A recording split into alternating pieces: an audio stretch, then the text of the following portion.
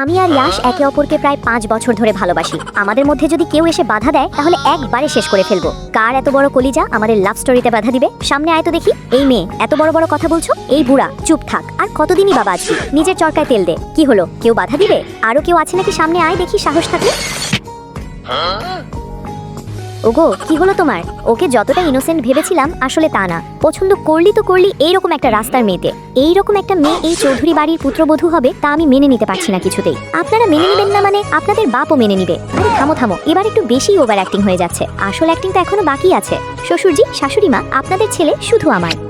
এই মেয়ের তো দেখছি লজ্জা বলতে কিছুই নাই। কি হলো দেখেন, একসাথে আমাদের মানিয়েছে না? বাড়িটা এখনো আমার। এই বাড়িতে না তোর জায়গা হবে না হবে তোর বেশরম গার্লফ্রেন্ডের। Plan successful, let's go. কেমন দিলাম?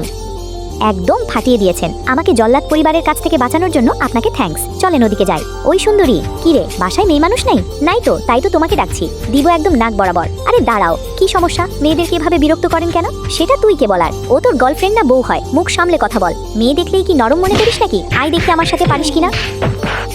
এই থামো থামো, জেলে যেতে না চাইলে এটার পরিবর্তে কোকের বোতল দিয়ে বদলা নাও। ওই হু হু, ভীষণ মজা লাগছে। হুপ রে।